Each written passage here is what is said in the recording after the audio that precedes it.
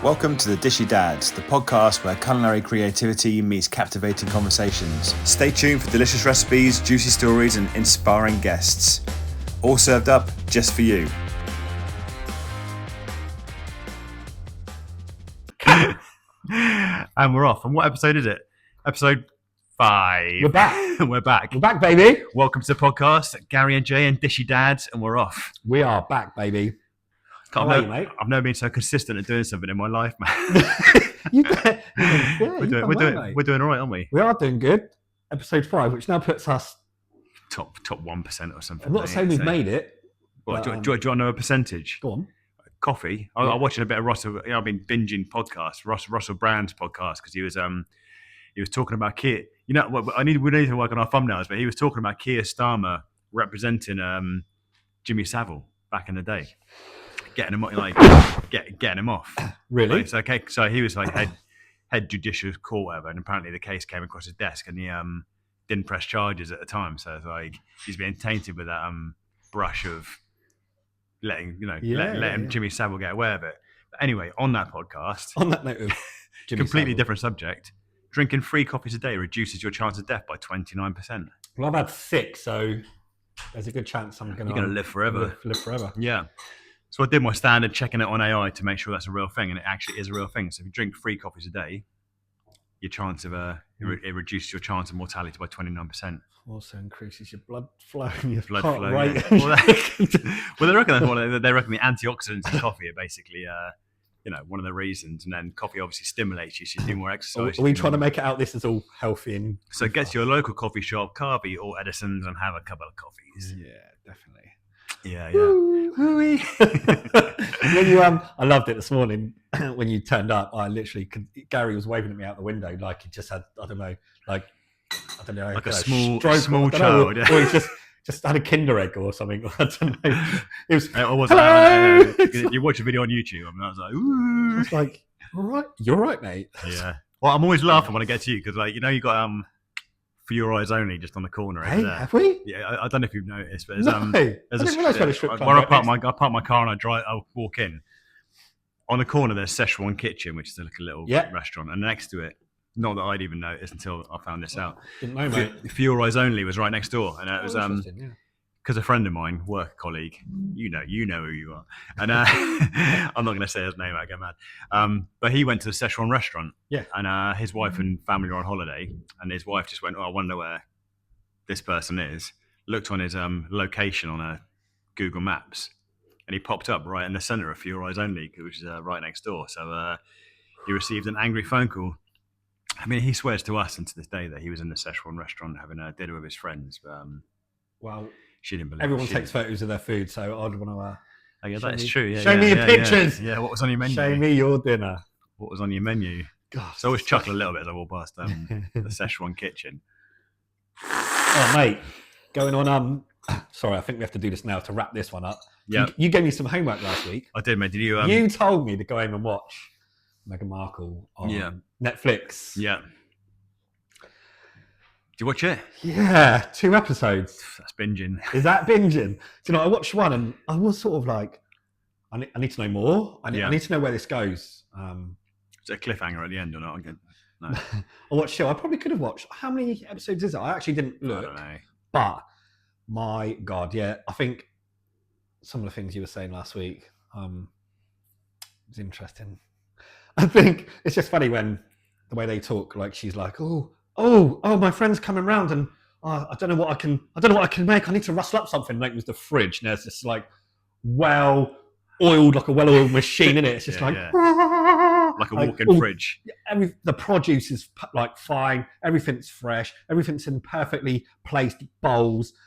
You can tell the fridge has been immaculately clean. They probably had a whole team in there putting that together like an art show. The venison's been shot at the end of a garden. Literally, yeah. There are bees at the end of the garden, aren't they? So they're getting their own honey and stuff. But look, do you know what? It was she seems all right. She's a nice person. She says some good stuff. Yeah. And talks about this is really cheap to make. But for me, it's the after bit which doesn't quite sit right with me. Where she go, look, anyone can make some, make some popcorn. And I don't even like popcorn. And she'll finish it with, and then we'll just go down to the garden, get our own honey, and then we'll get some truffle. And it's like, hang on a minute, we've just gone from this is send the pigs out. She's just gone from literally this is cheap to make, followed by assuming everyone's got bees in the garden, and just some truffle, just hovering around a cupboard. Just hovering right, literally. But it was funny. I was watching it, and then the missus said something to me, and as I missed it, I turned back round and I was a bit like, oh, I missed it. And as I missed obviously what she said prior, and the missus has asked a question or said something about the show, I've looked back and all I heard her say was, and you just don't know how good she is until you go deep. And I was like, fucking rewind, what's just happened in the last 20 seconds? And what episode was that? It was episode 1. But she was just saying that there's something satisfying about a cake that is bare on the outside and like so beautiful on the inside. A cake, yeah. Yeah, and that's why she was saying you just don't know how good she is until you go deep. Yeah. But I missed all of that, so I was a bit... I mean, I've been baking for years. I wasn't quite sure what was happening, so yeah. After making cake for years, I've never used the term let's go deep on that cake and see how moist she is on the inside. Yeah, literally. I don't know, mate. Honestly, you got to watch these, stuck up people eating truffled popcorn. Honestly, you wouldn't catch us doing it. What? No? I did see a clip on that popcorn. I've not seen that episode, but I did see. Apparently, if you zoom into the back of the kitchen, you can see a little stack of microwave popcorn pouches, like behind the bowl. Yeah. So, but I don't know. Is she making fresh popcorn or is she? It's the way she's like, oh, my friend's coming over. I need to make something for them to take away with. I need something for them to arrive on. And if I go around your house, you ain't making me some candles and some perfumes to take away, are you? So I've got a soggy limb cucumber in my fridge. You literally give me a digestive biscuit and half bag eating of your prawn cocktail crisps. You're like, oh, off you go. These are soggy. That's what the cat's been licking her. Likes the outside.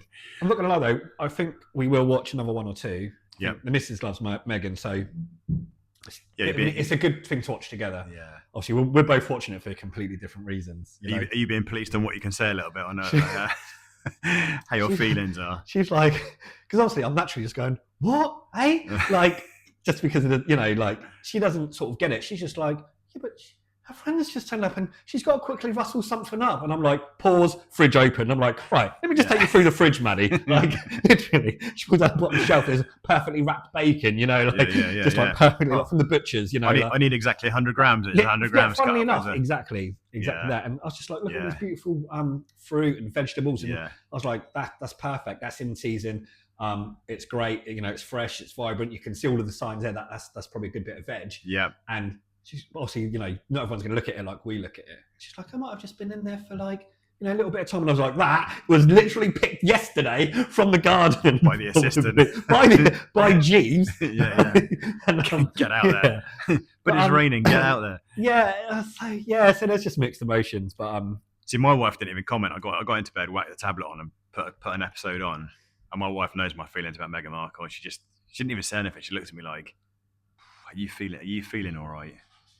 And I'll put it on. But I'll put half of one episode on, then I'm going to skip to another half an episode because I was like, I just couldn't do it all in one go, man. Yeah. I've gone off my mate Harry a little bit. My best mate Harry. I call H to people like me. One of the things, chefs always get asked about pet hate from customers and things like that. Yeah. My biggest pet hate, I'm sorry if you're one of them, is people that ask for the salt before they've even tried the food. Just chuck it on. And we found out that my man H, Prince Harry to you. But man like H, he does the same thing. Like, just don't even taste it, straight on. Oh, darling, it's too salty. Oh, what's happened? Then you've probably got Boris over there going, give it here and I'll eat it for you. I bet we'll get some pepper on there. I bet Boris a pepper grinder fiend, didn't he?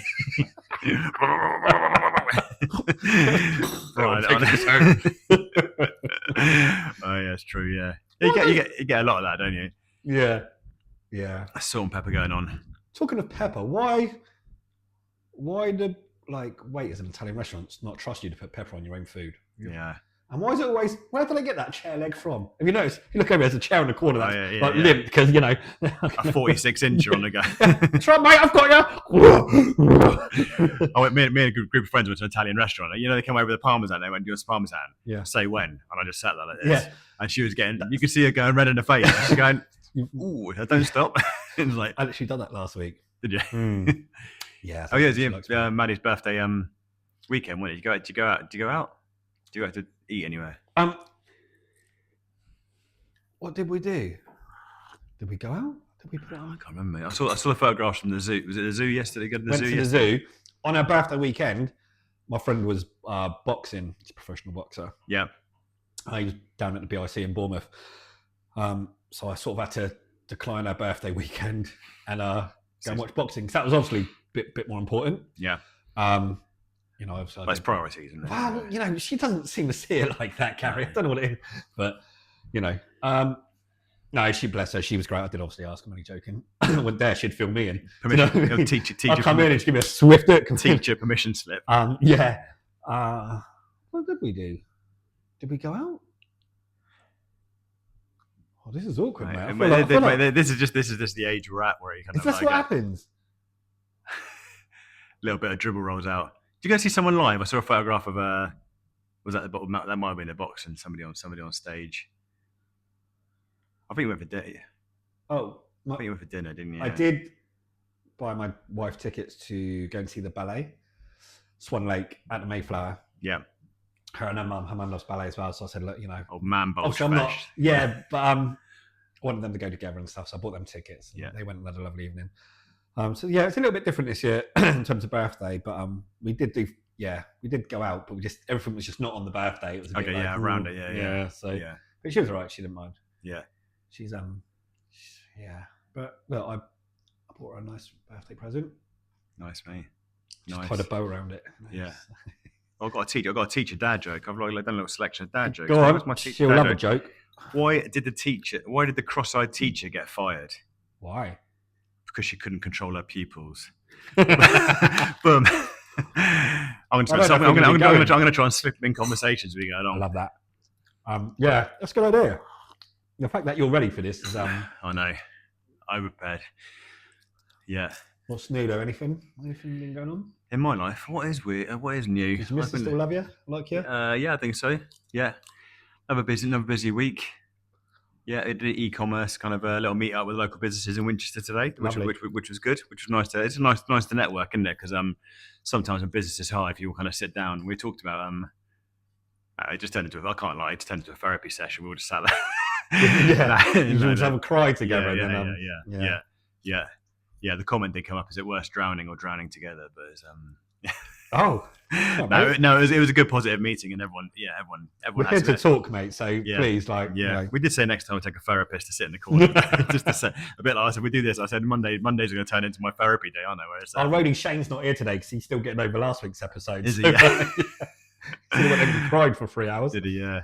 We'll have to get my microphone next time. We have to put some little mics around the room to clip everyone's microphones in. That would be funny, wouldn't it? See what people really say about us. Yeah. But what's been on the news? So I saw Gino's again. He's still under fire because he stupidly went out for dinner and he was caught smiling while talking to his wife. No way. He smiled. He smiled. To his wife. Yeah, that's. Yeah, even though that's not on. Yeah. You don't smile at the people you love, mate. That's disrespectful. There's a big thing. Gino showing happiness during allegations, and I was like, oh. Yeah, Gino. God, how dare you have a nice time with your family? Yeah, it's terrible behaviour. Terrible behaviour. Oh, what else has been going on in the news? Anything? Well, I saw that thing about the Amazon. You see the Amazon, like acres of the Amazon rainforest got chopped down to make a road to lead to a new conference centre for climate change meetings, which I thought was a bit of a. You kind of lose faith in the world a little bit, don't you? You're thinking. Yeah, I know. It's just ridiculous things that we're going to chop the rainforest down to make a conference centre for a climate change meeting. And brilliant. Who signed that off? It's really nuts, isn't it? Yeah. This world's just Yeah. It's a weird time. What about fellow chef? How's it, Thomas Straka? Is this the guy who's been told off? He's been slammed for only hiring white people, which I don't understand because. Is it racist, or are you just hiring the best people? Yeah. I suppose you need some evidence behind that, wouldn't you? Of like, has he not given other people's jobs based Yeah. on anything, or Yeah. they're going to depths of I don't really. I've just, if you're good enough for the job, it should be done on merit. Every job should be done on merit, shouldn't it? CV. Look, so for me, Yeah. this is just personal. You can slate me if you want, chefs. CVs mean fuck all, mate. Yeah, you got to see them in action, haven't you? Like, anyone can give you a fuck. We all know people can fucking bodge a CV. No one's checking. No one's phoning up fucking Petrus, and no one's calling up fucking. Yeah, again, references. You know, yeah. So, do you think chefs have got the most inflated CVs out of? oh my god, I know a couple as well that have literally gone. Well, I did a day there, got sacked, but I still got it on my CV and said I've worked there a year. It's like, but the amount of chefs that have openly admitted, like, oh yeah, I was only there like whether it was a day, a week, a month, or a couple of months, but they've just like blacked it out, put a year to make it not look like they've given up or been sacked, phased in and out. But it just means nothing, mate. I've literally hired a couple of people over the last probably 15 years to stand out. And one of them's a very close friend of mine now, and I was best man at his wedding. But he had probably the least popular CV. But when he came for his trial shift, 100%. Really, best guy. Best guy. And I thought to myself, you know what? I can mould him. Yeah. And 8 months. Yeah. Like, I had him 2 promotions.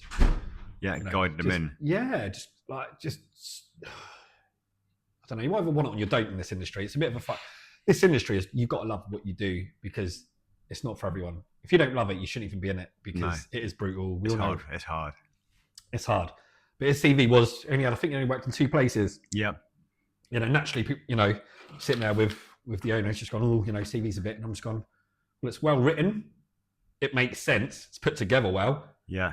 You know, just written well, which these days, you know, when people just like literally go online and just quickly like fucking knock up something, which is shocking. Especially AI everything's now, in Morocco, like, you know, capitals or whatever. Like, yeah, I've seen it all. I'm sure you have, but it's just it's put a lot of effort into that little CV. Yeah. And that tells you a lot about someone before you've even met them. Yeah, put the effort in. Have you ever? I had one lad once. He was like 19 years old and went for a CV and had about 12 years of experience. Yeah, but, and I was like, so you were 9 when you worked at the Dorchester. Yeah. People are just full of shit. He actually took it back and goes, "Let me just reread that." And I went, "I think you better, mate." Yeah, because by the sound, you were 6 when you worked for Marco. Or I was looking at child labour or some sort of age. Like wrong age coming onto CV, but right. It's hilarious. I don't know. I think the people with really good CVs tend to have a real big, massive ego, and they think they're the dog's bollocks. You know what? I think you need to be half good at your job and half just be a good person. Yeah. For me, it's not about 90% like dog's bollocks, shit hot CV. Yeah. If I can, you know, feel like I can mould you, and you've also got a bit of personality. Yeah. You know, we all know it's a bit of a tight game and things get said in kitchens and you've got to have a bit of a strong mind. And if I can see that, I feel like I can mould you. Yeah. And that's why I feel like I've raised my best. Yeah, a lot of my interview, I think a lot of my employment is probably 80% personality almost now, because it's just like, can I work with you? Are you going to take instruction? Will I actually give you an instruction to do? Are you going to come in? You're going to come in. You're going to wash your clothes? Yeah. You're going to have a shave? Yeah. Are you going to shower? We're laughing. But it's true. Yeah. These are all experiences based on, And do you know what, for me, I think this is, I don't know if it's naturing, but I remember like when I had my first head chef's job in the New Forest, you know, I've just come back, worked in Spain and had a great time. I've been in London, I'm sort of all buzzing, like, you know, put the rotor up, start at 10 o'clock, and they're turning up at 10. And I'm like, no, whites, coffee, kitchen. Start work at 10. Yeah. Come in at 10, piss, coffee, get changed, itch your balls, have a cigarette. Down, newspaper, just going to the toilet. And you lose 15 minutes. If you've got 4 chefs, that's an hour's labour you've lost. Yeah, an hour. Add it up over the year. Add it up over the week, the month, the year. And do you know what? People used to think I was a bit of that was in the old, because everyone's just so soft now, and everyone, like, no, that's what time you got to tell that to a pilot. Yeah. Or bloody, like surgeon, that's your time to start, mate. Like, and they were talking on the radio, driving in on the radio, they said, is young person mental health diagnosis being overdiagnosed at the moment? Yeah. The doctor's telling too many people they've got something wrong with them. I agree. Which led into our meeting this morning. Basically, we were saying, do businesses actually need to get stricter to have stronger guidelines. Yeah. No one's been treated badly. No. Yeah. But if you put the wrong garnish on a plate, you're taken to one side and you said, you've done your job wrong. Yeah. Now you need to not do that again. Yeah. Otherwise you will get in trouble. Mhm. Here's the rail tracks. Here's the train tracks. You need to stay on those tracks. You can't deviate. You can't deviate. And we're actually saying if it's done in the right way, guiding people like that with a stronger vision and a stronger like direction might be the way of dealing with mental health in the industry. Yeah. What could we do better, do you think, to make it better? Because I know it's a tough question because everyone's got different views, but Bring the back older beating. people, what I find with the older people, the older chefs, like I guess like us, Yeah. we're from the old school. Yeah. It's different to the new school, isn't it? So where is that balance? And do you know what? I love Michel Roux the other day. He said, why should the younger generation work 100-hour weeks? Like, it's no good for no one, is it? He went, yeah. And do you know, I totally respect that because I've always sort of said that. It's like when footballers have to train 6 days a week. So I've obviously got a friend who's, coach at a Premier League football club. Yep. And he says like, they're training 6 days a week, but training more doesn't mean you're going to get better out of a person, does it? No. Rest is important. Yeah, and rest is really important, especially rest is so important, like probably more important. Yeah, to be more productive. Absolutely. So for me, it's not about the hours. Like it's about being smart, isn't it? Yeah. I'd rather have a chef that can do 45, 50 hours max. Yeah. And they're just performing all the time. Yeah. 3 days off a week or 2.5 days. Yeah. Rather than doing a 90-hour week and being knackered and dragging their because that's when resentment and mistakes come in, and like you can always can't blame people because they're not robots, are they? Not yet, anyway. Well, this is it. People make mistakes, but they've had 4 hours sleep. Yeah. Working 6 days a week, working 12, 14-hour days, and you're wondering why they're making mistakes. And then you're going to punish them for it and throw a pan at their head and call them names. Can I have a break? No, have a coffee and just crack on with your work. Yeah. No, it's true. I mean, you just think, other jobs and other people are just having, a good work-life balance, and then how are you going to attract people in the industry if you're not doing that? And do you think we're too brutal to chefs that are coming into the kitchen for their first, like from college? Yeah. Do you think we could deal with that better? I remember when I walked into a London kitchen, I can't mention no names, status-wise, but I was just told naturally, you just started, you're cleaning muscles, you're chopping onions, whatever. They went, so I started cutting them. I'm already sort of trying not to like look like a wimp, Yeah. When a chef just come over and went, chef, just dip your finger in vinegar, wipe them under your eyes. It'll fix it. Thank you. And I looked like I was having some sort of. One of the chefs came over and was like, "Someone died. You're right. You're right." Because I was still trying to like show that. There's the acids dripping in your eyes. Literally, I didn't want to stop. I just started. My first day. Yeah. In the top kitchen. You're dabbing white wine vinegar in your eyes. Literally, mate. I'm not going to lie. I can't believe. Looking back, you think what an idiot. But when people have you ever then gone on to do that? Because I ain't going to lie. I have gone on to do stuff to other chefs, but not so much. Yeah, I was going to go get the bucket of steam from the freezer, or can you go get the soup fork? I mean, can you go get the tartan paint? Yeah, I mean, I don't know. One, if it's less now because there's less chefs in the kitchen, we're all bloody too busy to have a laugh, or if there's two, like, have times changed? Probably a bit of both, isn't it? But I mean, yeah, when I first started, it was like you had chefs chopping flour to, because you were like, right, this is like a soup for the Michelin star kitchen. This, it might look fine to you, but that flour needs like chopping down for at least 20 minutes. And so going like finer. Do you know what I mean? So yeah, I mean, I was kind of lucky because I had a few chefs in the family who gave me the heads up on a few things. So when I was in Bournemouth, we had there's like 180 hotels in Bournemouth, so it was common to send chefs in between hotels because it was more effective. So like working in pastry, and they said to me like, go to the Carlton Hotel over the road and ask their pastry chef for a long wait because we've got loads to weigh out, and like doesn't matter how long it takes, just get a long wait. He'll give it to you when he's ready. And like my uncle had already been told about this, so I just went straight to the pub and sat in the pub for half an hour. And like, I had a beer and back and went, "Well, lads, you got me." But yeah, it was. But it was always 2 pints in. It was always quite funny because you're busy working away and there's like 30 chefs in the kitchen. And you see this like young lad turn up with like glasses on, like a big paper rack, going, "Excuse me, they've sent me for a left-handed chopping knife," and you're like going, "Just wait over there, mate, and we'll go and have a look." And yeah, bless them. Yeah, I mean, it was kind of a. If you're a chef, what's some of the funniest things you've had? Come on, good to see. What's happened to you in the kitchen? What have you been mugged off with? Is there any would be missed? Do you know what? Years ago, even up until a few years ago, I was too embarrassed to even ever like talk about the like stupid stuff. The abuse. But as I've got the abuse, as you get older, you sort of just, I don't know, it's just Yeah. good to talk in, like, I think we've all been there at some point, haven't we? Yeah. No one walked into a kitchen and is amazing, straight away. And, More talk about abuse. So a friend of mine from school, primary school. Right, mate. Talking about abuse. My mate Dave. When we were 7. No, he went for his loft yesterday. He found our old school class photographs from when we were like 10 years old, and he pinged it on Facebook, and he tagged us all in. My mum cut my hair up until about the age of 13, and my haircut was like on a slope when I had hair, and it was on a slope, and literally my head looked like one of those London guards, with the old big bear hats on. And I was thinking, why did my head like 20 inches above my forehead, man? It's like yeah. So I was like, and I thought maybe it's just me, and I showed my kids, and then like my kids went, "You're like one of those London guards, man." I'll ping a photograph up now. I don't mind showing. But like I say, when you get older, you just don't. I'll put it up on this People clip. need to see what. Yeah. It's like got one of those big hats on, big bear hat on. But yeah, but I think when you get older, you just get. I think you get mature enough and confident enough in your own skin, don't you, to like go, "Oh, I was a knob then." So like, yeah, I did with my cousins. I think it was all a bit of a knob when we were young. Yeah. Especially when I think when you leave college and you think you know it all. Yeah. You know nothing. Yeah. Nothing.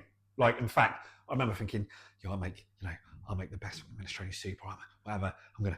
And it's nothing like the way they would make it. And it just shows you that colleges, if someone ever said to me, would you rather go to college or do an apprenticeship in a kitchen? I'd always push for people to do an apprenticeship in a kitchen. Difference is time as well. So if you're making a Mediterranean college, you've got like 2 days to cut the vegetables up and then a third day to make it. You get to the kitchen and go, I'm going to make a minestrone. You got 45 minutes. 17 minutes. Literally, yeah. Well, my first job, we used to have like functions for like 500. And I remember the larder chef, he'd go, right, you need to do 400 of these starters. And you stand there for 10 minutes playing up, and you go, right, you got half an hour. I go, it's just taking you 10 minutes to do that one, mate. What do you mean half an hour? Like half an hour to do 400 plates. But you're like the pressure. All the plates out. Yeah. I know not a lot of chefs don't. I actually like it. I don't know if it's something in my head. I personally don't mind any. One of the parts of the kitchen I love at the moment. It's being at home because it's just lovely. No, I don't mind washing up. But one of those things I've never minded is like cracking onto because I think it's just like it's like a challenge, a massive stack of plates, and then I'm just like I rattle through them. So I'm like the most expensive kitchen porter in Hampshire probably, but no, it's one of those things I don't mind. So yeah, I don't mind doing all the jobs. It gets you. It's kind of stress free, I suppose, isn't it? You lock yourself in a corner and battle through it. Battle through it. But yeah, I think we start talking about some like dishes situation. Like get some food involved into We said about maybe like getting like a one pot thing on it, didn't we? And just maybe have like a cooking on there little thing. And we can yeah. I'm trying to think some of my food hacks I've seen this week. I've got like a food hack. I saw I've always had problems cooking rice because it always sticks and it's always bloody starchy. And it wasn't until about TikTok about 2 years. You wash your rice? Well, I didn't know. And then like really? Yeah, I think just the college like, right, bang your rice in a pan, fill it full of water, and off it goes. And I was like, so I kind of just stupidly never knew. And I just saw this this young lad on TikTok, and he's like wash it like 4 or 5 times till the starch comes off, and then so it runs clear. Yeah. So last week I had a jam jar because I was doing my food tech exam with my third daughter. She was going for her GCSEs, and we're running through a food tech exam together. The older two have got good marks, so there's a little bit of pressure on. Bless her. So we're doing that, and we put the rice into a jam jar and just kept shake it around, and then drain it off, and then And you had what, 12 family members around, so you had to do that 12 times. Yeah. 1, 2. It's like a little rice cocktail bar. Who else wants rice? Shaken, not stirred. It's quite like precious. My daughter wrote the menu for her food tech exam. So many kids go through their GCSEs on food tech. They get 3 hours. And this year was a budget. So what did she do? She made can you remember? So yeah, she did a carrot and lentil soup because all different skills like boning things. Yeah. And so the more things you do skill wise, the more you get. So she made ravioli dough, she made pasta dough, then she made shortcrust pastry dough. So she did lentil carrot soup. Then she did cream cheese spinach raviolis with tomato and roasted pepper sauce. Then she did homemade leek and chicken pie, where she had to bone the chicken out, make the chicken stock. Use a chicken stock to make the sauce for the pie, and then make the pastry for the pie and put that on there as well. Make her own bread. She did focaccia, her own flat breads to go with it. All in 3 hours. I was like, when I saw her, job. Yeah. And when I saw a menu, I was going, "Oh, it's quite a lot to crack through, isn't it?" So yeah, we did a few run throughs. I was going to say, because I think in situations like that, it's understanding you've got 3 hours. What's going to take the longest thing to make? Yeah. What do I need to do to make sure I don't get to the end and realise, shit? Yeah, I'm out of time. well out of time. Yeah, I'm well out of it. Yeah, so we made all the doughs, made the bread dough, made the pasta dough, made the short that went in the fridge, and nice. Boned the chicken, got the chicken stock on, and then basically got 3 pans on, did the sauce for the pasta, did the soup, and then did the sauce for the pie, and then that was off she went. She had 2 minutes to spare apparently on the day, so she did that last Monday. But oh wow, yeah, oh that's amazing. Yeah, no, it's good. Congratulations, I know, mate. I know. Should be proud. I know. I didn't have food take one. I know chefs that couldn't do that in 3 hours. Yeah, I know. Imagine giving them that prep list. Be like, oh, how many days have I got for this? Yeah, then I need 4 days off because Yeah, it's too stressful. Yeah. Have you had any really bad mental health excuses for chefs not coming into work? Because I had one that saw his ex-girlfriend in the street with her new boyfriend and he got signed off by a doctor, which leads back to like doctors like just going all right. Going all right. So I won't be in. How come, mate? Depression. Okay, well, anything we can do from an employer to help you with that? No, nothing to do with my job. No, I was walking down the street and I saw my ex-girlfriend with a new boyfriend. It's really mucked me up. I won't be in for the next 2 weeks. The doctor signed me off. Have you just broken up? No, broke up 2 years ago. Yeah. Tricky, innit? What can you do? It's a tough convos to have because naturally you're right there. If a chef does say that, or anyone really, it's important to say like anything I can help you with. Like, is it me? Like, is it the job? Is it the environment? Do I need to just sit you back a bit, take a little bit load work off you and stuff? But yeah, it's like, no. And then like you say, come up with something a bit. Yeah. You just think, yeah, shit. It's where the world's really changed. I mean, if I said that to my head chef, oh my god, I've got cling filmed and thrown in the fucking biffa bin, mate. Yeah. Talking of that, I've never done that to any chef before. Chucked him in a biffa bin. Chucked him in a biff, cling filmed him, so his arms are down there. Yeah. Put me in a biffa bin and flour and egged him on the way in as well. Woke up next morning, I thought shit, the bins are being collected today. Cheer up! Sorry, my friend. Where are you? No, it's only a bit bad. And obviously, we did say like just I didn't. Yeah. He sort of knew it was coming a little bit. Well, we all did when we left the job. Yeah, when he left the job, it was only like and we just said like, you're going to get egg now. Like I was always the one going, mate, it's just going to be like a few seconds, a few eggs. Like you're going to, and he's like, yeah, that's right. And you're right. I didn't want to like, I was probably too nice. I think I left the job once. They didn't do anything. I got home and I felt, well, did they not like me? Do you know what I mean? Was I not very popular or something? Because I actually felt left out because everyone. Turns out they stuck 4 blue pills in your lunch and you're walking around with a massive hard on. I was wondering what was going on down here. Oh, they were the days. I know. We talked about this in the missing episode too. I think the scariest. My first job, I got chucked in a pot wash sink, and there's like loads of chefs. So I was going nowhere. Do you know what I mean? And then the girl in pastry, she was a college girl. Yeah. I think she just misunderstood the brief. Do you know what I mean? She grabbed a bottle of blue food colour and just dumped it on my head. So I looked like Papa Smurf for the next 2 weeks. And I was like, you still got stains around the back stains, of your head. Yeah. It's that big vein on your head. I know, it's been 30 years that's been there. And the scariest one was London, where I got put in a rationale, and they closed the door. One of those full size ones. Oh, and that could have been there. Yeah, it was like a surreal dream where I was in the rationale at the glass there, and I was on the inside, and I could see all the chefs like semicircle, like laughing on the outside. And think, all right, stay calm, And then this little like ginger lad from where was he from? Newcastle up. No, where was he from? He had a little northern accent, and he's a little psycho. Pop the steam on, didn't he? The steam starts coming into the oven. That was it. I went, open the door. I'm going to break the door off. And I was like literally kicking it as hard as I could. And it was a scary couple of minutes, but luckily, they opened it up and out I popped, semi-poached, medium rare. Nice. That was all right. He's like, stop panicking. It'll be all right. Popcorn sauce. Oh yeah, sorry. I'll put a timer on. We're going to leave you in there forever. So yeah, but that doesn't happen. I mean, I haven't seen anything like that happen. Nothing like that's happened these days. A lot less of it. Yeah. No one's in a job long enough to bloody deserve to be floured and egg washed and put in a bin, do they? Can you imagine that now? Fucking panade. I did have one lad who was he was a good little lad. It was quiet. He goes, quiet today, chef. Do you want me to go out and clean the bins? And I went, yeah, fine. Yeah, go and do it, Rich. There's only like 8 customers booked. About 2 hours later, I was thinking, we can't still be doing that. And he got into one of those big biffer bins with the roofs that slide backwards and forwards. And as he like got on his hands and knees to scrub the side, the bin lid had just like slid back over, and he was trapped in there. So as we're miles away from the kitchen, walking down to the end of the like field, and we can hear like, oh, and he's like trapped in there. Bless him, little rat boy, yeah. Oh yeah. I don't know. He ended up at Limewood Hotel working with Angela Hartnett. Oh, did he? Then he went up to London to work there, actually. Oh, did he? So he's done well for himself, yeah. Oh, good lad. Yeah, he's done well for himself. It's nice. I do like to hear a good story. Just doesn't seem to be too many, does there, unfortunately? No. I think there are good people out there. There are good employers, and there are good places. I know we get such a lot of negative, nowhere's good to work, but there is plenty. Yeah, there's some good places out there. You've got to have that right mindset to want to learn. I think some chefs just got no interest in learning, or they just think they know everything, or you say this is what we're doing, and they'll go, "Oh no, I'm doing it this way," and you're like, "No, it's just, no, you're doing it my way." Like, but I learned this at so and so.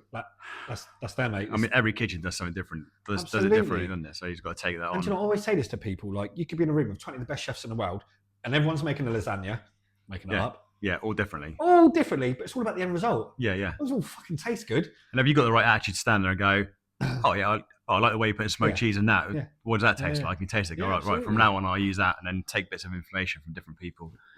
Do you know what? I think you can learn off of anyone. I think even like the young kids, because I guess with colleges they're trying to get more technical now and try and teach you like the new latest trends. Sometimes I'm always like, when they say, "Oh, at college," I'm always like, "Yeah, go on. How would you do that at college?" To see if I can learn anything. And there has been, I'll be honest, not loads, but maybe like 3 or 4 situations where I've gone, "That's fucking better than my way." To be fair, fair enough. Take it. We'll do it, and then you'll go, "Yeah, I'll tell you what. We'll run with that today. We'll just see what that looks like, and then we'll go from there." And I'm thinking that's going to be great. Writing that down. Yeah. That's going in the book. Honestly, I've never had like an ego. Like, it's never bothered me. Like, if you've got a better way, you're doing it your way. Like, do it. Yeah, for sure. Yeah, if you can keep learning like that, that's the way forward. That's the way to do it. But I think it's the older ones that just set in their ways, aren't they? They've been cooking for a long time, like us oldies. Yeah, and you just don't want to. No, you can't be right. I've had more experience than you, so I must be right. And it's like, well, hang on a minute. You're more up to date with the latest trends. Be interesting to see now what you're being taught at college. I'm not. We're always up for. Yeah, we're talking about taking a college lad on soon to do like weekend work and holidays and stuff. It'd be interesting to see what the doesn't hurt just to say.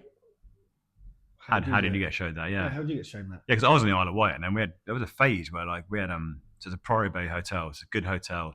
Local college goes, "We send people to you to get some experience." Yeah, fine. One of them turned up, and she would only use scissors rather than chef knives.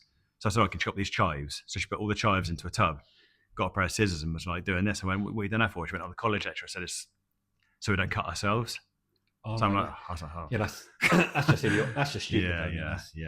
Yeah. That's what I mean. You're going to get, stupid comments like that. Yeah. And then you're going to get stuff where you think, that's weird. They tell you scissors there, but over here they're telling you use a fucking samurai sword. Yeah. Right, close your eyes. Use the force. God, college. That's another one. Jeez, that takes me back. Yeah.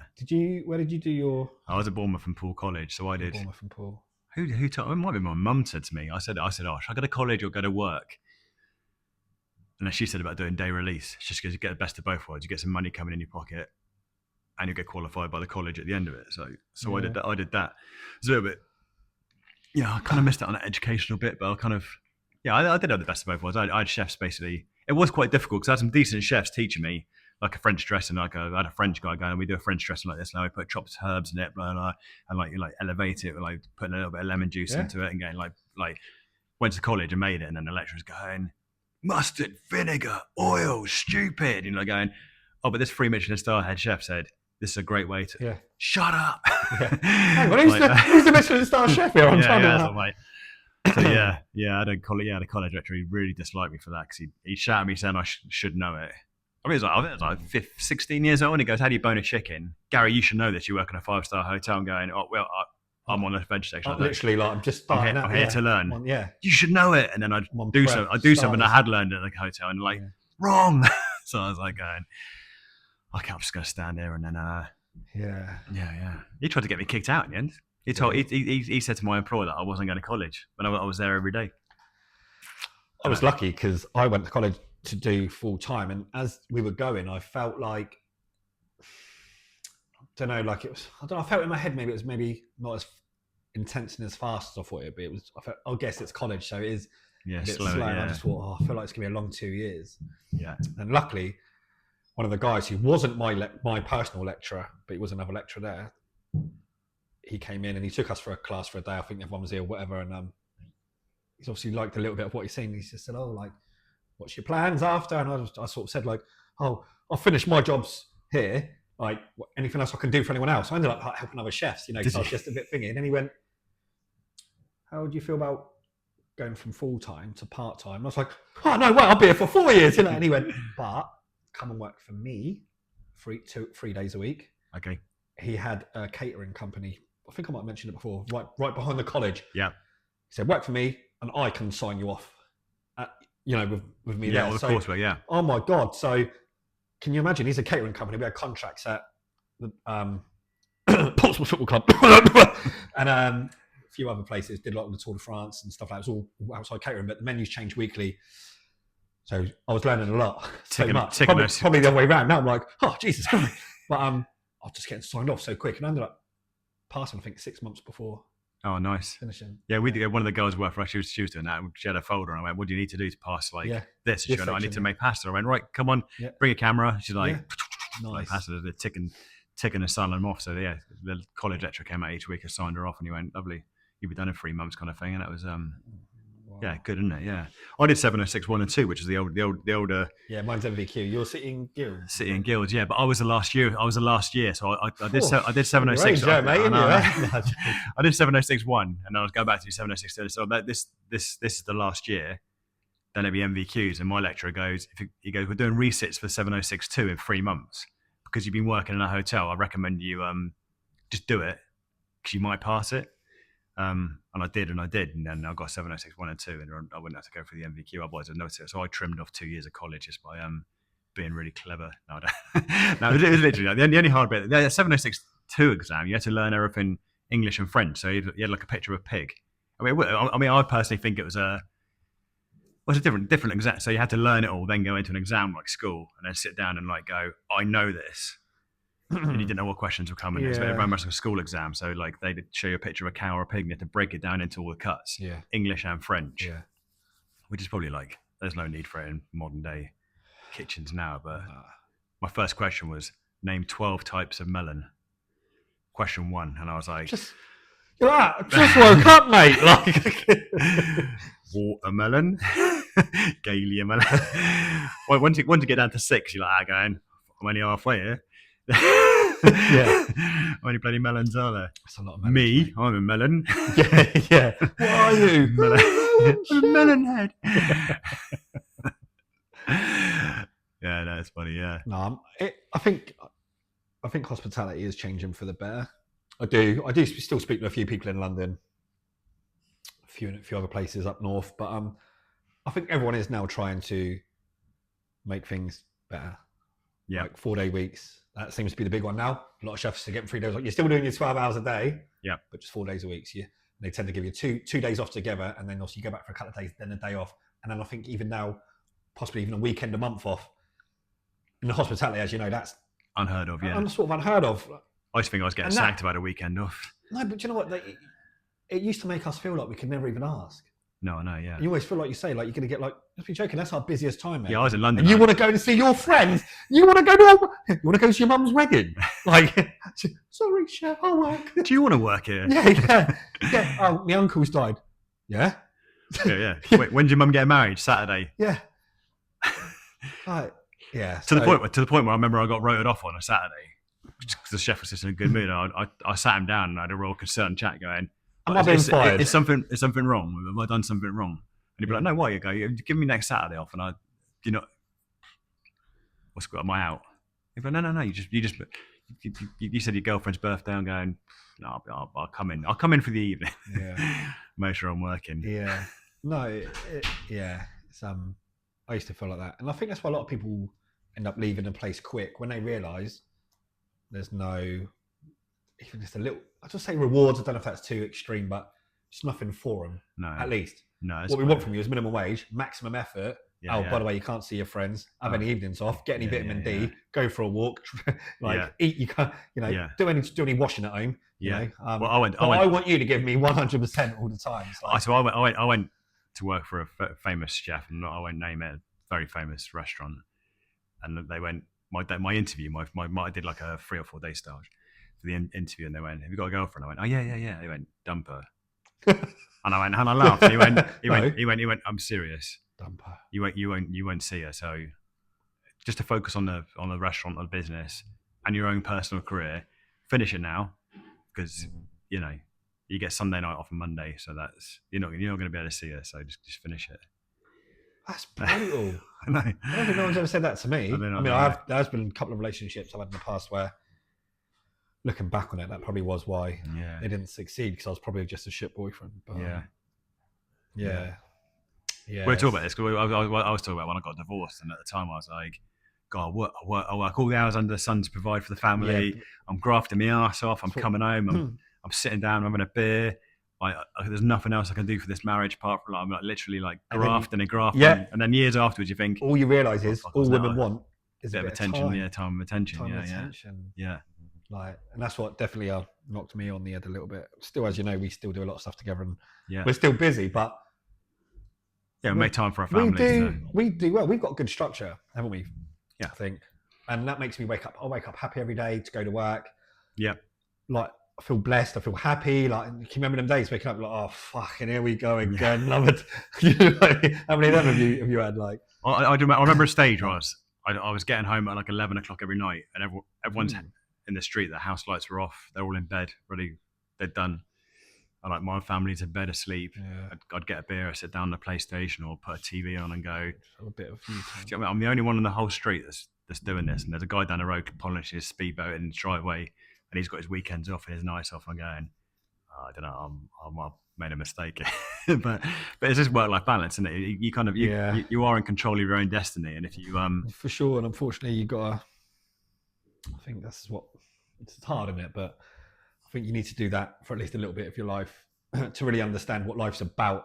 Yeah. Personally, just my experience. Yeah. Because I look back now and I remember splitting up with last couple of relationships thinking, I'm not the problem. Years go by and I think, I was definitely the problem. It was, I can't even blame them. I'm like, it's all me. It is all me. I'm the problem. Yeah.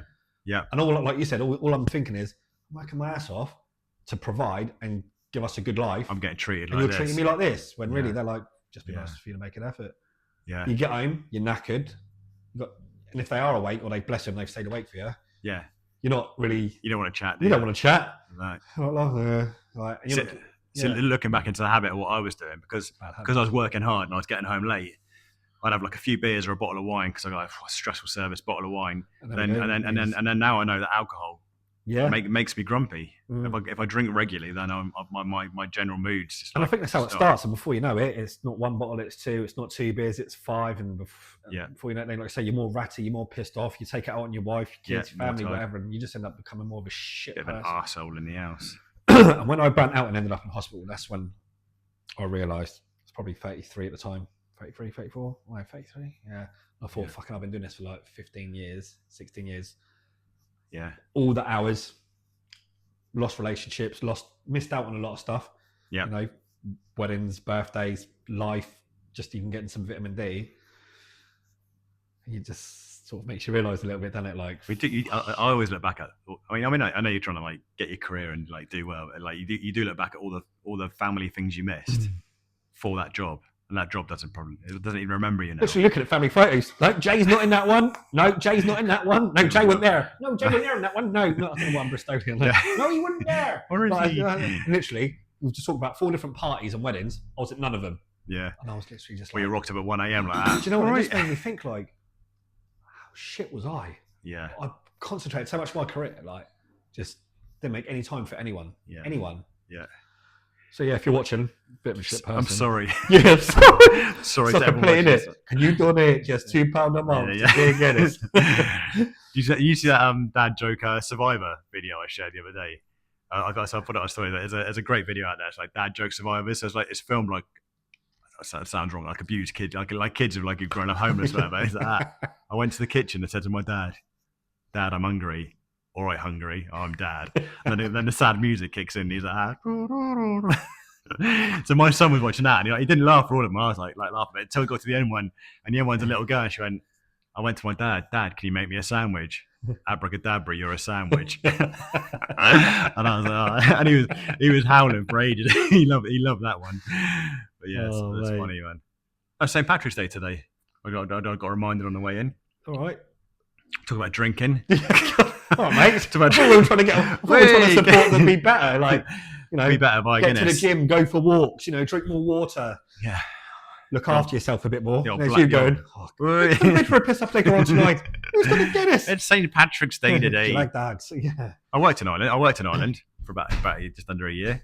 Did you? They drink Guinness like water. Do you like Guinness? I always buy a Guinness on St. Patrick's Day just to I like to be like dictated. You ever been to the Guinness factory in Dublin? I walked past it because I stayed in Dublin for a little bit. We went there a few years ago. Just while we were there. Yeah. Quite interesting. I saw it on So you do the tour, and then at the end you get a pint. I do, yeah. Yeah, like right at the end. Yeah. I've done the Bombay Sapphire one in Hampshire. That's good. That's a good day. I get a couple of gin tonics at the end of that. But I saw Greg Wallace did the behind the factory. Oh yeah. He did Guinness. I saw really? it on there because he was like, how is our man Greg? Is he all right? I'm worried about him. Greg, if you're listening, check in with us, big come boy. in. You come on the podcast. Yeah, Greg, come on a podcast. I'll follow him on Instagram. So yeah. Do you know what? I'd love to have Greg on here. What a great guy. I genuinely would love to have him on here. So yeah, we should maybe drop him. Like we said before, like how's it going? How the allegations finished? Can he have his job back, or was there anything to them? Like we said before, it's sad when someone gets allegated of something if they are innocent, and then they lose their whole career over some people saying, "So Greg told me a dirty dad joke." That was us, maybe off from me. Well, we'd have a TV show for about 3 minutes, wouldn't we?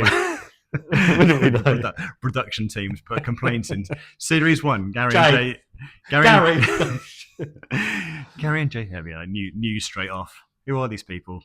TV program gets cancelled before they even started. But when I was working in Ireland, you see people like drinking beer. We used to go. It was a Michelin-star restaurant called the Park Hotel in the south of Ireland.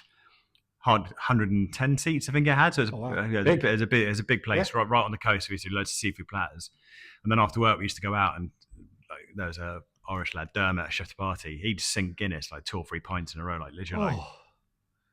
Like next, just first quencher, and I was going, that's like a full English or a roast dinner, isn't it? Going down. I was, how do you drink it that fast? Yeah, they said it tasted different in Ireland, but I mean, maybe it does. I don't know. Yeah, lovely hotel there. It's supposed to be the sister hotel to Chewton Glen, so it's kind of really? it's very similar in the okay. Bloody busy though. So I was working in the south of France, and I thought the language is kind of getting on top of me. So I thought I'd go and work back in the UK, and I went to the airport in Nice and said, I got 50 quid, where I can get a flight. She goes, Dublin. So I flew to Dublin, phoned up a few Michelin-star hotels. I said, we're looking for staff. So I went down to work at one of them. The first service, I couldn't understand a bloody word they're saying. I thought, get me back to France, mate. Check on raviolis and trumpet Wellingtons. What's that? Sorry, what? I know. It was literally that, and the head chef wouldn't let you see the tickets, and he had a massive stick. So if you went near the pass, he'd beat you with it. He beat no, didn't he? He was like whacking the pass. He'd be like going. You go. So I was on the fish section. I'm going. What was that? What was that being said? My lady tried to go and have a look. Back to section. They used to video service. So if you're in the wrong place after service, if something went wrong in service, you'd all sit down in a room next to the function room, get the TV out like a classroom, and go, "Oh, Gary, why were you standing on the sauce section when you should be on the fish section? And why is that table waited too long?" Being analysed. Being analysed, yeah. Pie charts come out, big cake pie charts coming out, yeah. Right, Gary, you little fucker. Take a little look at this little shit. Right, Gary. You're in the sauce section. Why the fuck are you in the restaurant talking to little Jimmy? Just a black and white video, and you see me walking past the camera. Where is he? What's he doing? Yes, yeah. Was it? It was in. Yeah, it was, yeah, good way. So I remember the eclipse. There was an eclipse at the time, 1999, I think it was, or 2000. Cool. That's one I left. It's a long time ago, isn't it? Seems like yesterday. Wow. Seems like yesterday. Trigger. So he's What, I've had 10 broom handles, yeah. 6 heads. Had the same broom handle for 11 years or 17 years. Yeah. And I, Trigger, have you actually swept any roads with it? And he went, yeah. This broom has had 40 new heads and 11 new handles or something. Yeah, it's a classic, isn't it? It's a classic, man. Do you know what? Don't make it them like that anymore, do they? No, they don't, do they? Like, never. No, they don't. Right, you ready for another dad joke, man? Go on, throw one in. Okay, what do you call a small mother? A minimum. Don't ever do that. Don't say jokes in here anymore. It's Charlotte's jokes, that is. Honestly, I'd keep telling her just don't talk, but she keeps coming out with him. And... Yeah, go on. So I went to a funeral the other day with my little throat lozenges. Yeah. It's a bit weird though, there was no cough in there. No coffin. That's a technical dad joke. Do you know what, Charlotte? It's funny you should say that, because at that funeral, I met the guy that invented the windowsill. What a ledge. Do you know, I have to read this one. Oh, no, what do you call a man with no shins? Tony. You know, it's funny, isn't it? Some people, some people have trouble sleeping. Yeah. I can do it with my eyes closed. Mate, exactly. That's one for the books. That is. I wonder what's going to come out first: a Dishy Dad cookbook or a Dishy Dad joke book, or do you put your hands together and then Do you think we should have the cookbook laced with and just as a few pages, just like the odd jokes, just one on each page? Yeah. So if you don't like the recipe, just like flick through. Yeah. Yeah, maybe. Yeah. Update on the cookery school, Gary. Do you want to tell Mate, him? well, we're getting a little bit of investment, so we are. Yeah, so hopefully it's going to look all plush. Yes. Photographs of in the printers, so they're just waiting for them to hit go on the print. I've read there's going to be a couple of beautiful chefs up on the wall. That's what I've had. I don't know if it's true. Or is it? That's going to be us. Is it? We couldn't find any beautiful ones. So the printer was like going, I thought Dishy Dads. Yeah. You've sent me these these gargoyles over. I'm going, that is us. No, this is the one that had me laughing in the car yesterday. Go on. Just when you think a vegetable's not going to phone you, boom, onion rings. How can you not have burst that? Do you think we should start doing that thing where you hold like water in your mouth or a cup of coffee in your mouth like that? There are some people in there on Instagram or like they do that, don't they? They get a bit brutal, don't they? Like, I'm not going to lie, I've got quite a we're chefs, we've got dark sense of humours, but some of the stuff they come out with. Yeah, I saw some I can't repeat. I don't. No, we can't repeat them, though. But some of those. Because yeah, another good joke. What's going on with you this week? Anything happening? What's going on this week? So yeah, well, I'm trying to focus on the cookery school this week. So this cookery school that we're doing, what I don't want to say, but like, what do you think we're looking at time-wise, scale-wise, roughly? Well, I'll hopefully about a month, based on what I've heard. So we need to get the classes finalised, don't we? So what we're actually we're doing that this week, aren't we? We're going to nail that. Get the website updated. The website's there. Yeah. So website booking system is going to be up. Yeah. Yep. Sort of this week. So even if you're interested now, you can go on there and then I'll tell you what I do tonight. I'll share a post of us in the cookery school. Yeah. I think it's Tommy announced it. Yeah. I'm sick. I've told a few people. They're like, when's it coming? This is like a podcast. No. Like, it's coming. It just takes time. Then literally a week later, you're like, well, what's going on? Why are you so aggressive? Like, it's coming. Like, Jesus. Yeah, and I've had a few people come into the into Carby going, when is it happening? So I promise now it's coming, right? Which is good because people are interested and people want to see it happen. So that's good.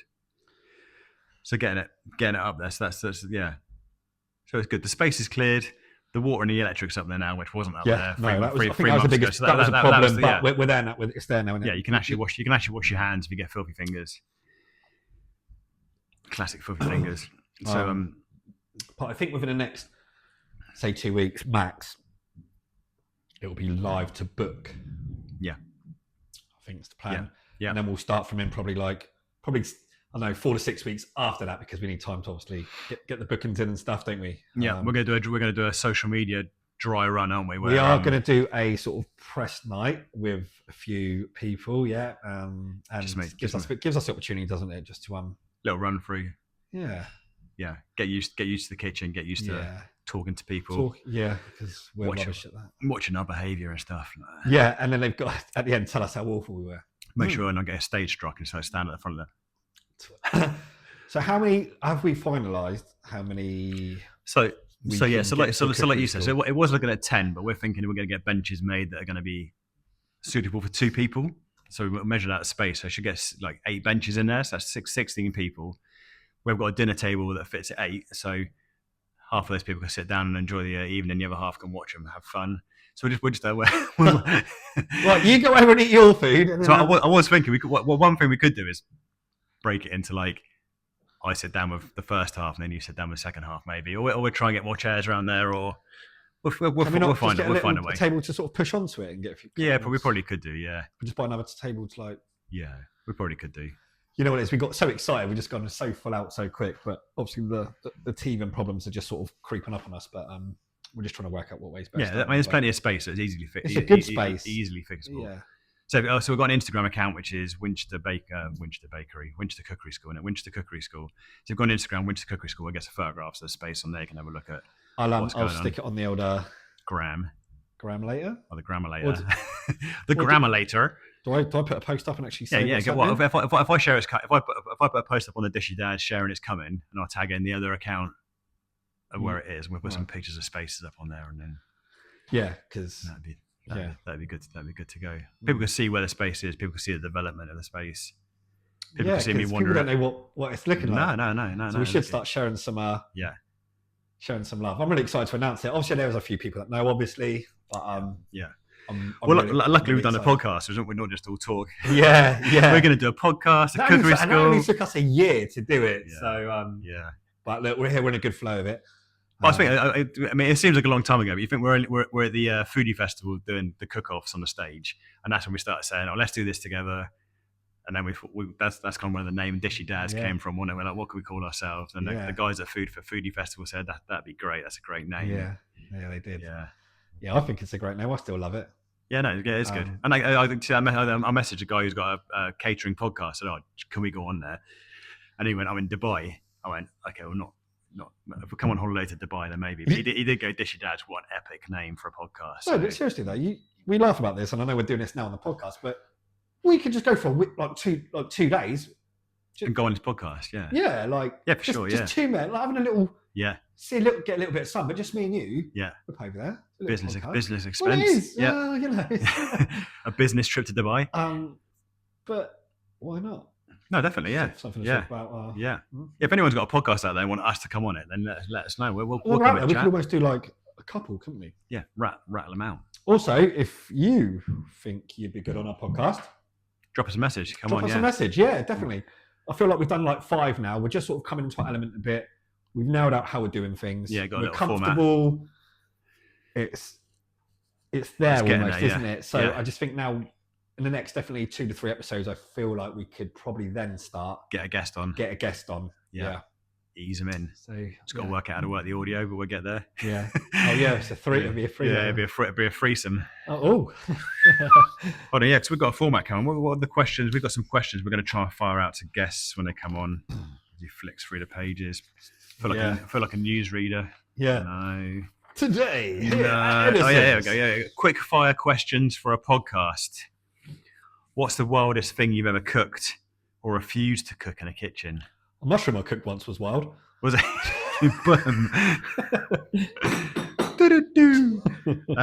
If you had 10 minutes and a screaming kid, what would be your go-to whip-up meal to shut them up? Probably, not punch them in the... Oh, sorry. I'm non-violent. I was going to say probably a raw potato. Do you know what kids do love? I know, like, you can knock them up quick if you're fast and you know what you're doing, but like, like chocolate chip cookies? Everyone's got flour and stuff. Everyone's got bits in the cupboard. Yeah, we made a cake yesterday. If you're saying and you know what I've noticed with kids, when you say that, some people might go, "Oh, but it's going to take ages." It doesn't. And when you say to kids, "Should we make some chocolate chip cookies?" Yeah, there's like 6 ingredients in a bowl. Beat it up. Literally, get them involved. In the oven. Lick the whisk. Olden days. And, yeah. Literally don't take long, do they? So yeah, something to get the kids involved. Yeah, probably the same. So we did a cake yesterday. So like, what'd you do?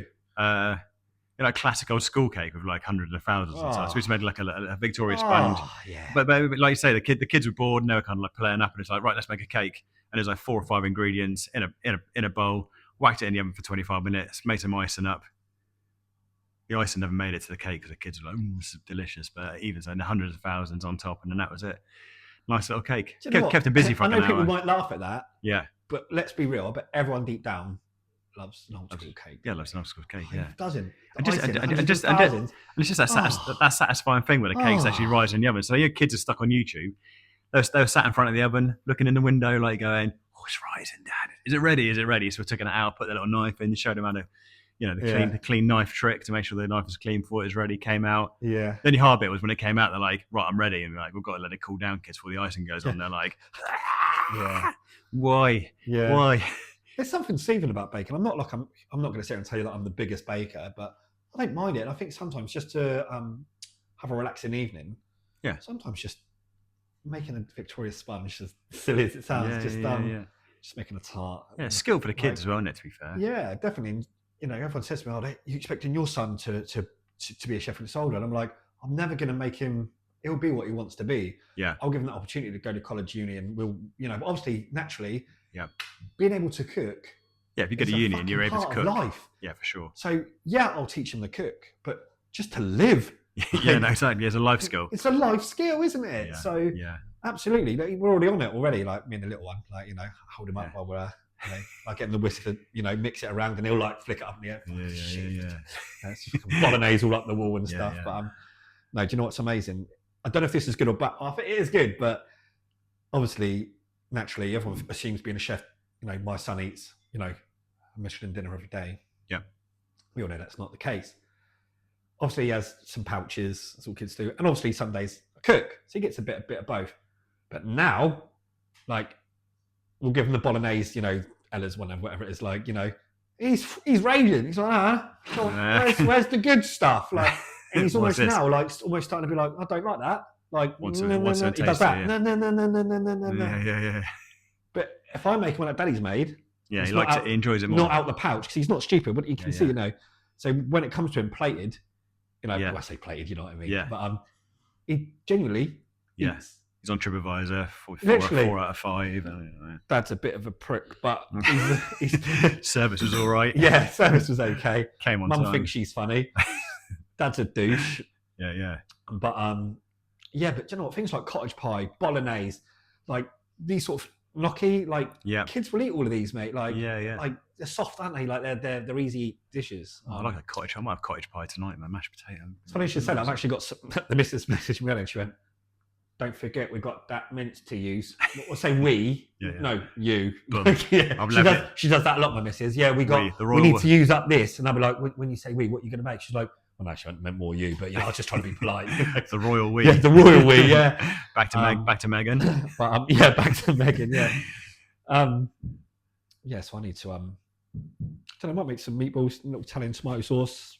Yeah. Only because I've got loads of tomatoes to use up in my fridge and stuff. And I've always got garlic and basil and stuff at home. Chuck it all in. Yeah.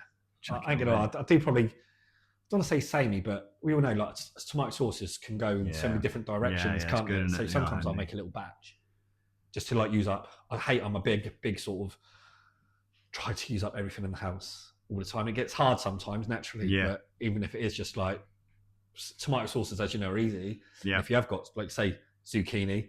That was before we pressed record, wasn't it? Oh, was that before we pressed record? I don't know about that, were they? That's another story, but courgettes. You got bits sort of say going off on the go. As you know, you can chop that off and we can sweat that off and we can get that into a sauce, can't we? And then we can freeze the sauce down. So I'm a bit of a user. My missus is always user and abuser. My missus is like, calm down. I'm just like, by the way, I'm not shouting or screaming, but she knows that I'll get a bit frustrated. Yeah. Because I'm just like, oh, babe, why don't you tell me, let me know, like, if you see something that I can't say everything all the time. You in the kitchen at home, like Ramsey, wake up! What is this? Theo runs around shouting, where's the lamb sauce? I'm like, he literally says, what are you? And I'm like, an idiot sandwich. And he's like, idiot sandwich, what? Get mouldy tomatoes out of the fridge, go, what is this? Shut it down. Sorry. We're at home. Yeah, it's funny, mate. But now I don't know what. Just in the mood for meatballs, and that's a bit weird. But it's a gay tendency, I think, and it's like when I just fancy some balls. Do you know what it is? I think it's because we've done the bolognese and we've had cottage pie. Yeah. Yeah. Meatballs ain't had for a while. I've done burgers. Mince. You get loads of uses, isn't it? Yeah. Have you got another fast action question? Have you got a dish that haunts you that you've ever messed up in the kitchen? When I wrote this, I had to think about this, and then one just popped into my mind. Shall I tell you mine while I was thinking? Yeah, because I think so. I was that's something deeper. I was going at this girl, and we went. She had a ginormous house, like she had 3 houses next to each other. And I went to stay there for like 2 or 3 days, and I was like head chef in a 2-rosette restaurant, so I was all right. Do you know what I mean? And I got there, and then the neighbours came around and said, "Oh, can you do a dinner party for us? Just cook for us." I went, "Yeah, sure. Yeah, what do you want?" I was quite a bit nervous. The first time I met the family, and they said, "We're on holiday, and we had a shrimp souffle." So I'm like, "Okay, like a prawn souffle. It's the best thing I've ever eaten. Can you make us a prawn souffle?" So I said, "I've never made one, but I'll try it." So my brain's going, and as I'm making it, I'm going, "That's just." It's horrible, do you know what I mean? So I got like raw shrimps and chopped them up, and then I made like a bechamel, and then I put the raw shrimps through the bechamel. Oh, and you then did okay. Tried so it wasn't like blitzed up or nothing, so it was all smooth. Yeah. So I wouldn't know how that would look actually. That's and it was a failure. It was disgusting. It didn't rise. Like because I was thinking, would the shrimp not weigh it down? Yeah, the weight of it. So that's what I'm saying. Would it have had to been like? So I just remember there's a big long table, candles are all sat around, they're all dressed up, and then and bang these deflating. So I'm pulling out the oven, like little white ramekins of just like it was just like it didn't even try to rise. It was just like dense and kind of like some sort of weird deformed fish cake that was like had no moisture in a ramekin. And I did like this little salad to serve next to it, and like one of those classics like. They're all going, salad's delicious, Gary. Delicious. And I'm going, that is the prawn. And I've never attempted it since, and like never seen it. I've never seen it. Or seen it. No. Are we assuming if that was to be made again, would that have to be like a paste almost, not like chunks? I don't know, mate. I don't know. Because like anything, surely thinking that would. Yeah, I mean, I'll probably make a salmon. Yeah, like if you made a salmon souffle, like say get it like moosed when and then get the egg whites into it and get it right. So I just stood there in the kitchen. They gave me these they gave me cooked prawns, and they gave me like 500 grams of raw shrimp, and I was going. I mean, nowadays you've got Google and AI to whip your recipe together. Not me, but I'm sure you've had it before. But I've had chefs KPs that have fucking emptied the stock pot and brought me back with fucking bones. Bones. Yeah. I've been on all day yesterday. 12 hours. Yeah. We used to do a 48-hour veal stock. So it was 20 kilos of veal knuckles, 12 carrots, 12 white onions, simmered for 24 hours. And after about 20 hours, it just suddenly turns into that amber tea colour. Yeah. They go, mate, right, can you strain that stock for me? Comes back with a load of beef, where's the fucking stock? So I tipped it. It's a whole lot down the sink. It's like, well, you're giving me anxiety. Yeah. Worse than that, I was doing temp chefing, and then I was being paid an hourly rate, and there was another chef in the kitchen on the same hourly rate, and I was basically ended up running the kitchen, and he did that. He goes, where do these bones need to go? We roasted them off now. I'm going, no, that's the stock, mate. And he goes, oh, what do you mean? Oh, the liquid. And you went, I poured the liquid away, and you're going, oh, mate, you're on £15 an hour as a like chef de partie in the kitchen. You're like, I don't talk about it, mate. It's too dramatic. Sorry, I was Jamie, just breaking down deep down, mate. Both silence on that. Yeah, it's weird, because with cooking, you sort of almost forget the past, don't you? You just keep concentrating on the future, and then you start chatting. And all of a sudden, you get these little flashbacks, and you're like, start twitching, don't you? And you start remembering just all the horrors. All the horrors, yeah. Yeah, no, I know. We do love a horror story, though, so feel free to kitchen throw any in the comments, even if you're not. Don't mean you don't have to be in hospitality, but if you're just in the job and you've had some mental horrors, please tell us your best work horror story. I'd be interested to see if anyone's got out there in different industries and what horror story. Because obviously kitchen horror stories are all quite similar. Yeah. But if you work in an office and or the post office, what's the biggest horror story from a post office or something like that? A different industry. Be interesting, wouldn't it? To hear, because you get so used to kitchen stories. Yeah. Oh yeah. I heard a good quote the other day. It goes, Go on. because I'm a real overthinker, and I always one of those things that just thinks about all the disasters in the past. And it goes, the quote was, "You can't start the next chapter in your life until if you keep reading the last one." It's good, isn't it? Oh, It kind thought of the day, guys. Thought of the day. Thought of the day. Love It's that. a good Love quote. that. It's like, yeah. Was it you procrastinate? Procrastinate? That's what I made. See, I've not really been like a massive overthinker. I've always just gone like, Crack that's on. done, move on. But I Yeah. feel like it probably, looking back, I'll be honest with you, like it probably is good to sort of think, Yeah, analyse where that. analyse. Yeah, and I don't think that was probably if I had to pick something in my life where maybe I've messed up or just not been as good, or could I have been better quicker? Like, could I have gone up the, you know, I don't know, but I think I should have analysed more. Yeah. But I used to just think, okay, I've had a shit day. Yeah. Life goes on. Tomorrow's a new day. Rather than going, hang on, how can I do that better tomorrow? Is there a life pattern here that's happened like 20 times? Yeah. Yeah. And that's how I thought about even relationships, everything. I'm like, hang on, Yeah. it's happened more than once. I'm clearly the problem. It's me. I'm the problem. All these ladies are crazy. Yeah. Everyone else, but not me. Don't they know a good thing when they say? Yeah, no, I know. Yeah. That's true. Now, look, big shout out to all the men out there holding it down. Yeah. Do you know what? I was having a chat with one of my mates the other day, and it's just like he's having a bit of a hard time at the minute. And I said, mate, you're still, because he's just like going like, I've just got no money anymore. And I'm like, are you still paying your bills? Yeah. He split up with his missus, by the way. Are you still paying your child maintenance? Yeah. Are you still paying, like, yes, you're paying your rent, you're paying your maintenance, you're still eating, like you can afford your food. Yeah. And I'm like, so what you're doing is you're taking care of business. And okay, you haven't got much to treat yourself with, but you are taking care of business, mate. And I went, that should be something to stand. Don't think yourself, I'm doing shit in life. Because I know flipping loads of people, or a few people that can't even do that. Can't even do that. Yeah. And I think in this day and age right now, with this generation, if you're just holding it down and not got no money, but you're holding it down, fucking fair play to you. Like, well done. Like, absolutely. That's, for me, that's incredible. Yeah. Like everyone's rent, mortgage, bills, food. We all know it's all gone up. Yeah. No one's paying more. We all understand like inflation is just a joke, life's joke. Yeah. You know, from Boris days and now beautiful Keir Starmer doing his, you know, working incredible magic on, you know, quick you can, you know, ruin a country. Yeah. It's like, so fair play. It's like, chin up, guys. Like, honestly, if you're just holding it down, absolutely respect and fair play there, because it is tough right now. But if you can just keep doing that and keep getting by, you're for me, you're winning. For me, a dad's like motto should be like provide and protect, shouldn't it? So like, I'm quite old fashioned in that sense. And my job is provide, protect my family, and make sure there's food on the table. Work hard. Yeah. My kids always say like you work so hard, but I got like 4 daughters, and I said for me, I'm probably their first male relationship in life. The first, you know, as in like the first man they can compare to anyone else too. So example you set. Yeah. So it's gonna help pick the guys in the future. That's exactly what I was going to say. So when they all get wankers, you know, we'll come in and go. We knew it. That's exactly what I was going to say.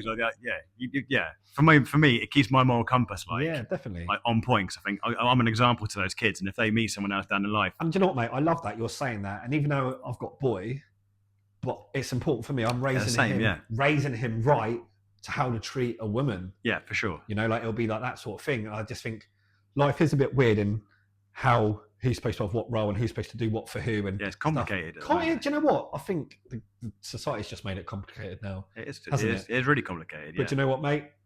The best things in life, your morals, your values, your manners, they cost nothing. No. So when you're a little shit or your son's a little shit, you know, you can't blame living on a council estate or this or that. Like, it's free to raise him with morals and values. Yeah, for sure. Manners. You know, for me anyway. It's just my opinion on it anyway. But the best things in life are free, as silly as that sounds. I know that's me. No, it's true. If you're feeling a bit shit, just honestly, mate, I tend to go for. I walk a lot. I like it. I don't know. I've always enjoyed it. Yeah. And just even a half an hour walk really refreshes me. Clears your head. Yeah. Clears my head. Yeah, it does. So I think it is funny role models. My dad was absolutely the opposite of a role model, but I actually looked at my dad. So was mine. We had similar. Do you know how I grew up? I just went, I'm just going to do the opposite to everything he's doing. Mate, that is exactly. Not even being rude. Sorry, Dad, if you're listening, but you mucked it up. But no, do you know what? He's apologised later on in life and stuff like that, being a shit dad. Sure, he's the first one to hold his hands up, but and my dad was. But it's happened. Yeah. But just think. Yeah. So but I did exactly the same as that. I was like, what would my dad do in this situation? All right, I'm going to do that instead because, like, And everyone, you know, when people grow up and they sort of say, well, I am the person I am because of my dad. But I feel like when you get to an adult, you know what's right and what's wrong. Yeah. So don't say, well, I mugged that old lady because my dad did it once, even though we all know that's wrong. And you know it's wrong. You're doing it because your dad done it. Yeah, like, it's interesting, isn't it, how people... I've had these chats with people. And you know, once you have a good chat with them, they do end up coming round, but you've got to have the chat for a couple of hours. I did find it because my dad, me and my dad like lost contact for years, and we sat down and I went to the pub, and then I said, Dad, let's go to the pub and like see if there's anything there we can rekindle. Yeah, I like that. He burst into tears, asked to borrow £100, and then and then he goes, Can you get these ones, Gav? I left my wallet at home. But he goes, he did go, I'm sorry, I was the worst father in the whole world. I said, but on the back of that, I'm going to make sure I'm the best father in the whole world. Absolutely. And like, who would I be today if it wasn't he? If he wasn't like, if it wasn't for you, strangely enough. Yeah, weirdly, yeah. And that's my motto. Absolutely. I'm not letting my son have all the trauma that I had. Yeah, yeah. You know, so just being brought up proper in the right environment. Yeah. Love, hugs. Silly as it sounds, mate. Yeah, a lot of us, I know not whether people want to admit it. Yeah. Like, I never grew up with like a lot of love and a lot of hugs. No, not on purpose. No, it's just my mum used to have 3 jobs because my dad never did with my mum, or he never paid maintenance. You know, just shit. So do you live in my house? We're the same. My mum was always grafting, fair play to her. She always had 2 or 3 jobs, cleaning, down the pub, whatever. Like, she'll do whatever she could to keep the food on our table. So we didn't see her a lot. So we didn't grow up with that much love. Yeah. But I look back and I think, no, fucking, you still kept food on the table. No, exactly. I think we're exactly the same. Everyone's just short of a hug, mate.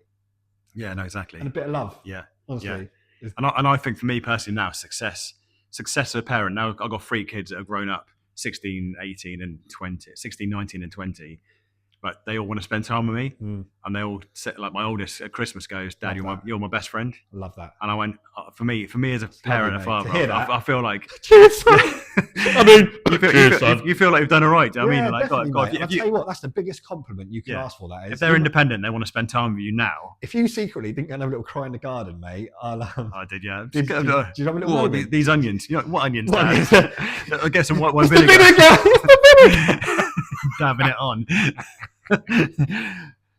Dad's got a shot of vinegar in his eye. Do you know what? I mean, for me, that's like just success, isn't it? As a parent. And that's all I want my son to be like. I want us to be mates. Yeah. I want them to want to do stuff together. That's what I want more than anything. Yeah, yeah. But we've started the bond strong, hard, and we've got such a great bond. Yeah, and I already know it's going to be great. Yeah, you can see that. Because I've put it in Yeah. right from day one, but not even trying because I want to. You know, it's not like I just want to do it. Like I'm just excited to be the best dad I can be. Like and give him all the love. So he grows up knowing you're there. I'm there, knowing that he feels loved. You know. Yeah. So and I think if we can just drum that into our kids a bit more, I think the society will. You know. Yeah. So I think a lot of kids, bless them, and everyone's got their own reasons why, haven't they? Yeah. Can't speak on everyone's behalf. And doing things like this, doing like a podcast, I mean, it's a good example. Like, cause my kids can see me working hard, and I come and do a podcast on my day off. Mm. Like, you know, Dad's not my day off, just a heads up, like it's Gary's day off. I finished a bit early, but cheers, mate. No, we appreciate that, mate. My only free time. No, I'm here on my only day. No. I enjoy it. It's good. Yeah. I was talking on Jamie's men group because I said. Shout out Jamie's men group. Yeah, love it. Great group. Great group and a great community. Any people feeling a bit shit, low or down? What a beautiful group. Is it just Jamie's men's group? Yeah, just go and join it. And like join it up. Yeah, because positive stuff real on there. Positive energy. Yes. Love that. Can we put a link in the? I'll put a link in there. It's so true. Because sometimes a bloke you're just battling on, but when it's like it's great to go, I feel a bit shit today, lads. And then everyone goes, all the guys come in, don't they? And just I've been there. Don't worry. It's definitely. like around the corner. So, yeah. I mean, I've been through a divorce, and like a guy last week's going, my whole world's been. I went, don't worry. This time in 2 weeks, we sat there watching TV on your own, going, choose my own TV channel.